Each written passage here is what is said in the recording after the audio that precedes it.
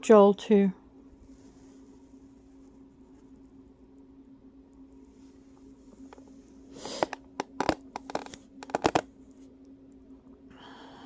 Blow a ram's horn in Zion, and sound an alarm in my Kodesh mountain. Let all of the inhabitants of the earth tremble, for the day of I am is coming, for it is near.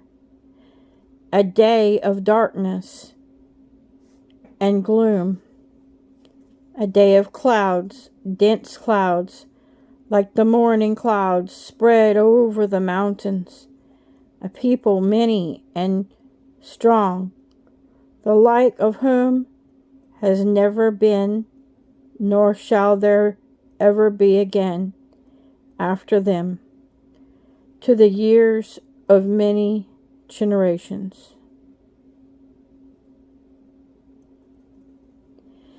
Ahead of them a fire has consumed, and behind them a flame burns.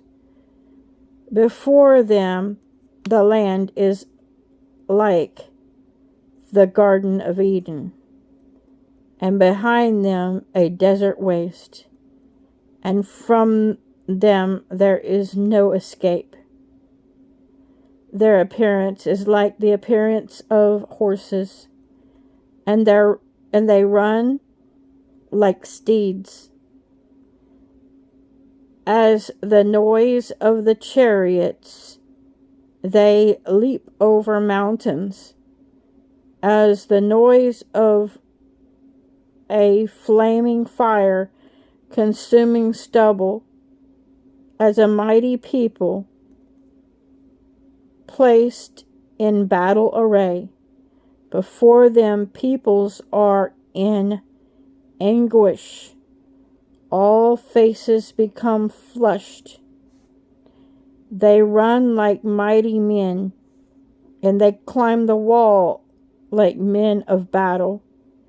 Everyone goes on his way, and they do not break ranks, and they do not press one another. Everyone goes in his path. They fall among the weapons, but they do not stop.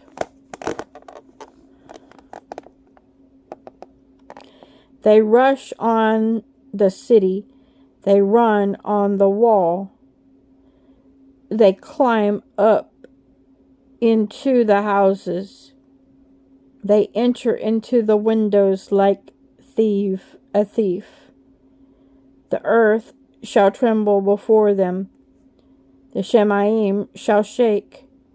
Sun and moon shall be darkened, and the stars withdraw their brightness.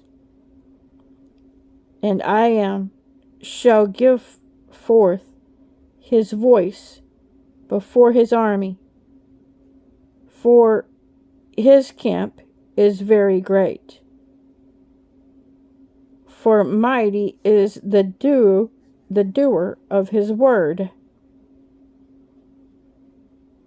For the day of I am is great and very awesome. Okay, so from verse 1, verse 1 is very prophetic. It says, it talks about the mountain, right, of his holiness. My Kodesh mountain. And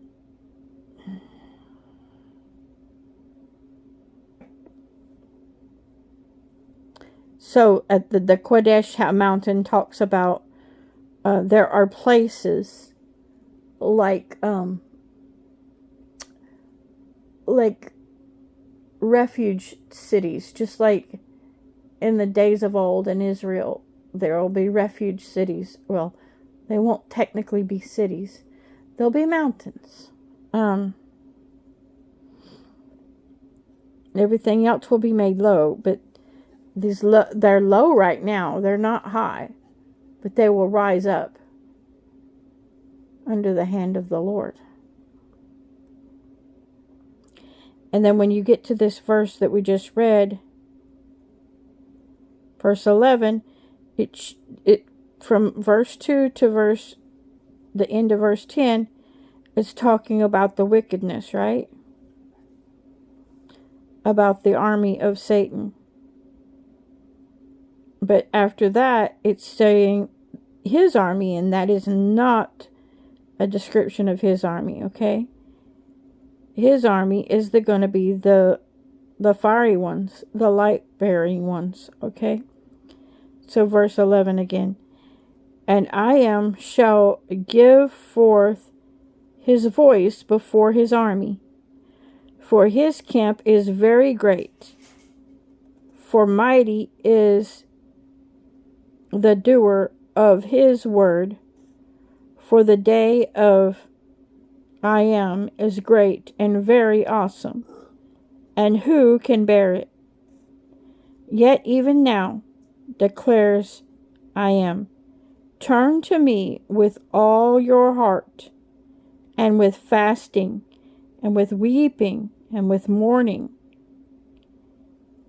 So that starting the end of verse 11, starting verse 12, he's telling you how to prepare for the day of the Lord. So I'll read it again, verse 12. Yet even now declares I am, turn to me with all your heart, and with fasting, and with weeping, and with mourning, and tear your hearts, and not your garments, and turn back to I am your Elohim. For he shows favor, and his compassionate patience,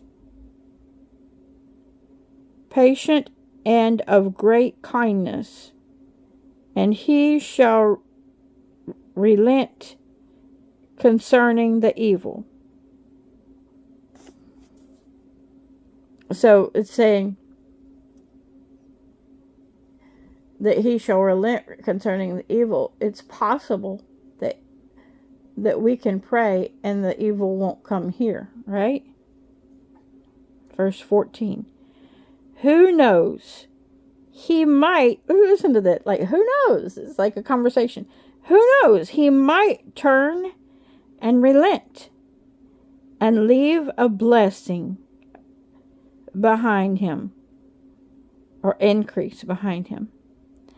A grain offering and a drink offering, for I am your Elohim. Blow a ram's horn in Zion. Quadash, a fast. Call a fast. Call an assembly.